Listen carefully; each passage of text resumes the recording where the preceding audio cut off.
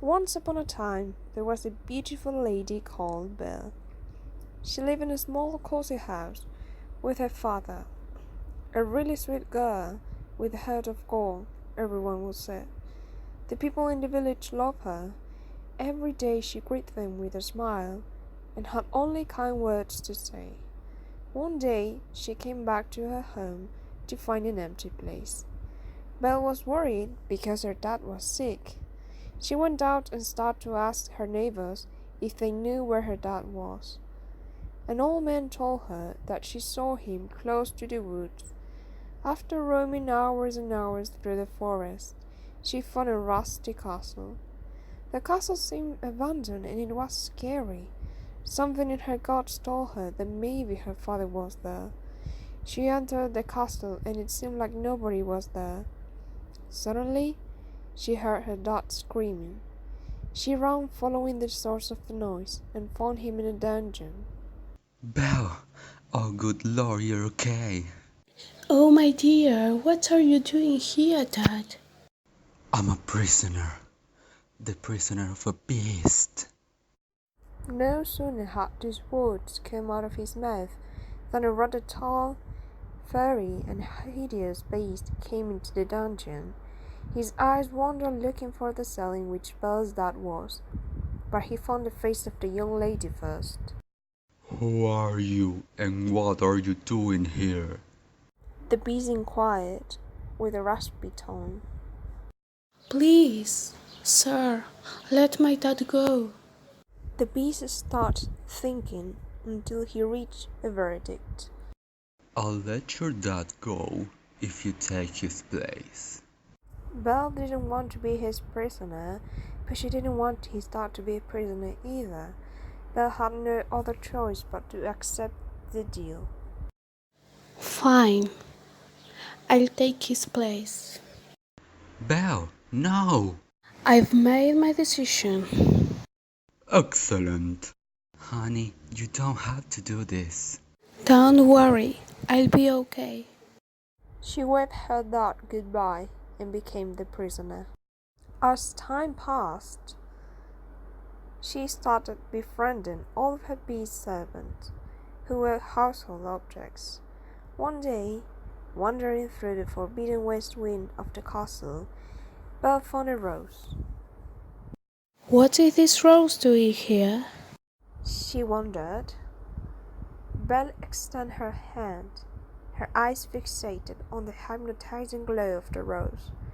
When she was about to touch it, a deafening roar resounded in the whole castle. It was the beast, whose rage couldn't have been more palpable. Get away from that rose! He shrieked. Belle was perplexed.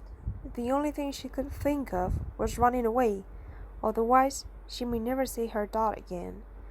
So she fled out the castle and into the woods, where she was ambushed by a pack of wolves.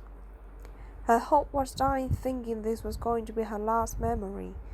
Little did she know that the same beast who made her so terrified was going to be the same one to rescue her. Although he ended up injured, the beast protected Belle and took her back to the castle. When Belle tried to nurse his wounds, the beast roared once more. Ouch! That hurts! If you hold still, it wouldn't hurt that much. Well, if you hadn't run away, this wouldn't have happened. If you hadn't frightened me, I wouldn't have run away. Well, you shouldn't have wandered into the West Wing. Well, you should learn to control your temper. No, hold still. This sting a little. She put the bandage on Beast's wound, making him groan a bit. By the way, thanks for saving my life. She said softly, while dressing his angel. The beast felt a bit shocked after that, yet he just replied with a cold. You're welcome. However, they both knew that a friendship between them was being developed.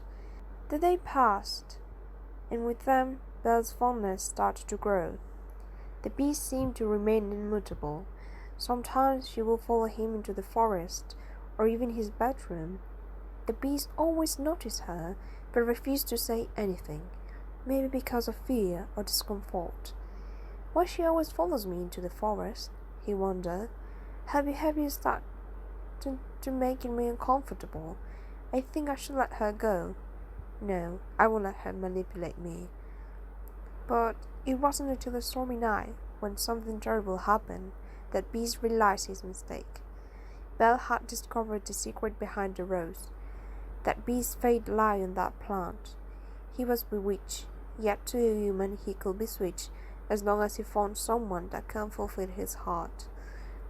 Belle fell into insanity. Just the thought that someone else could be Beast's partner made her deeply mad. Her obsession was monstrous. It led her even to make a plan so that Beast would always be hers. That same night, she took the rose in her hand. Although she was mesmerized by its radiance, she proceeded with her plan.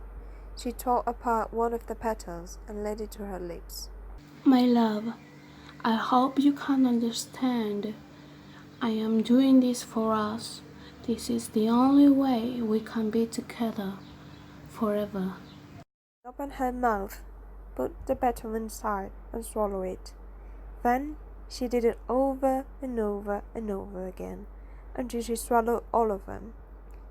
With her eyes fixated on an empty spot and grinning like a devil, she experienced an aura of completeness.